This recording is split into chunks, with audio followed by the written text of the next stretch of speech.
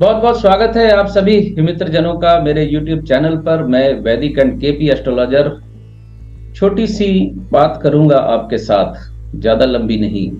कृष्णमूर्ति पद्धति जो सीखते हैं या कृष्णमूर्ति पद्धति जो सिखाते हैं, वो अक्सर ये जुमला बोलते हैं कि उच्च नीच ग्रह कुछ नहीं होता, वक्री ग्रह कुछ नहीं होता, अस्त ग्रह का कोई असर आप पे नहीं पड़ता।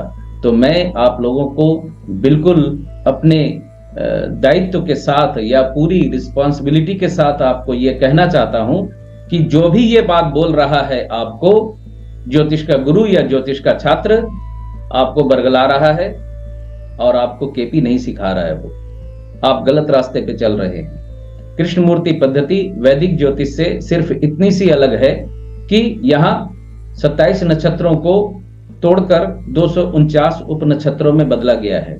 27 नक्षत्र वही लिए गए हैं जो वैदिक ज्योतिष में पहले से थे, या पराशर ज्योतिष समझ लीजिए। 12 राशियां ली गई वहीं से। ऐसा नहीं कि केपी पद्धति में 14 राशियां हैं। 9 ग्रह लिए गए वहीं से। ऐसा नहीं कि केपी पद्धति में कोई 15-20 ग्रह हैं। हाँ, केपी वाले कई लोग नेपच्यून, हर्षल इत्यादि को भी जोड़ते हैं, प्लूटो को भी जोड़ते हैं, लेकिन वो यूजलेस है आपके लिए। क्यों यूजलेस है, इस पे मैं वीडियो बना चुका हूं। ढूंढ के एक बार वापस फिर शेयर करने की कोशिश करूंगा।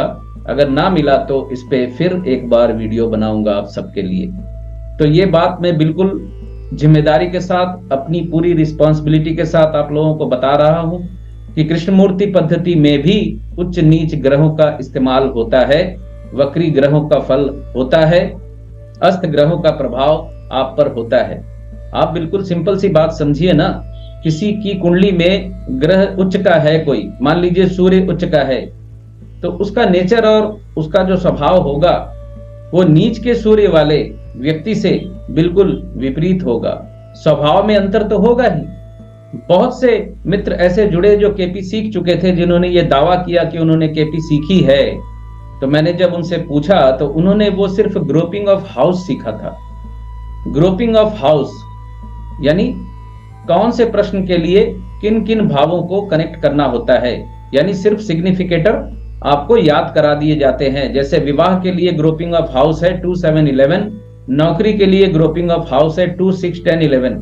तो आप लोग इसी को केपी ज्योतिष समझ लेते हैं, और ज्यादातर लोगों ने आपको यही ग्रुपिंग ऑफ हाउस सिखा दिया 1 से लेकर 12 तक, और बोल दिया आप कृष्णमूर्ति पद्धति के पारंगत ज्योतिष बन गए हैं, अब कृष्णमूर्ति पद्धति के सम्राट ज्योतिष बन गए हैं आप। जबकि ग्रुपिंग ऑफ हाउस कृष्णमूर्ति पद्धति के पूरे सिलेबस का सिर्फ 2% हिस्सा है। थोड़ी सी और दया मैं दिखा दूं तो 5% हिस्सा मात्र है, उससे ज्यादा नहीं है। इसलिए गलतफहमी में ना फंसे, बरगलाए जाने से बचे। उच्च नीच ग्रहों का कोई प्रभाव नहीं होता, वक्री का प्रभाव नहीं होता, अस्त का प्रभाव नहीं होता।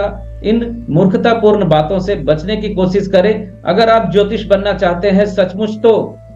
बाकी आप सिर्फ टैग लगाना चाहते हैं अपने ऊपर ज्योतिषाचार्य का, और आप अपने तरीके से कुछ भी बोलकर, कुछ भी अभिमंत्रित देकर, जैसे अभी अभिमंत्रित रुद्राक्ष मिल रहा था, इस तरह का काम करके अगर आप ज्योतिष बनना चाहते हैं तो कोई प्रॉब्लम नहीं है। आपको ज्योतिष सीखने की कोई जरूरत नहीं है। वो तो आप ऐसे ही 2-4 किताबें पढ़ लेंगे और उसको छल बल, छला कौशल, कला कौशल के हिसाब से आप बहुत बड़े ज्योतिषाचार्य बन जाएंगे। क्योंकि ज्योतिष जगत के 90% लोगों की हकीकत यही है।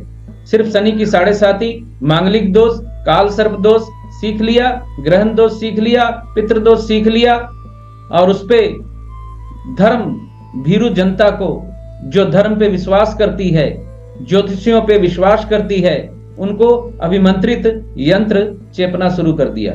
कभी यंत्र बेचने के नाम पे और कभी हम आपको मुफ्त देंगे उसके नाम पे। मेरी बातें कड़वी लग रही होंगी, लेकिन चिंतन कीजिएगा, मनन कीजिएगा अगर आप ज्योतिष सीखना चाहते हैं तो। नहीं तो आप आजाद हैं, आप कुछ भी करें। बहुत बहुत धन्यवाद आप सभी का जुड़ने के लिए। खुश रहिए, स्वस्थ रहिए।